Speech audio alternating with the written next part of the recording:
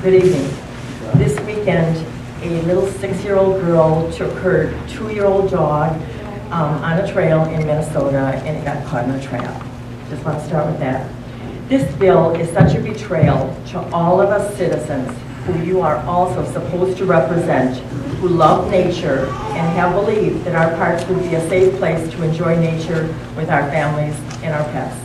Our parks are a treasure to us all, and we want to see our wildlife alive, not terrified and struggling to free themselves from barbaric traps. How could this board, how could the state allow 8,000 trappers, 1,000th of 1% of Wisconsin citizens, to trap in our parks where we want to feel safe? I would like to see this bill completely repealed. While my major focus is against trapping, and the immense suffering it involves, I don't believe either trapping or hunting should be allowed in a park. We have a right to feel safe, and trapping is an unknown horror that does not belong in the parks. What have we evolved to as human beings that we actually guarantee the right for a few to do so much harm to animals and psychological terror to the rest of us? You don't think that the thought of what is being allowed doesn't terrify the rest of us? The public avoids the subject because it can't even stand to imagine the torture.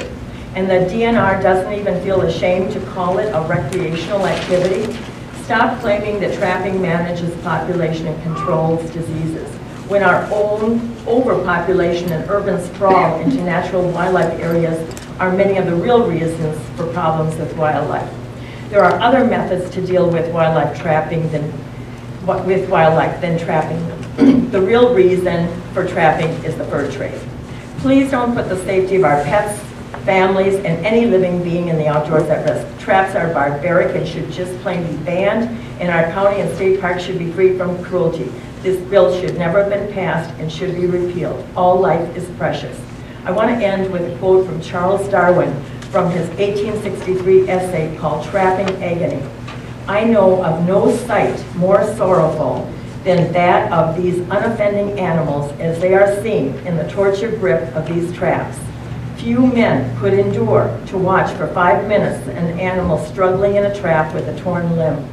Some will wonder how such cruelty can have been permitted to continue in these days of civilization.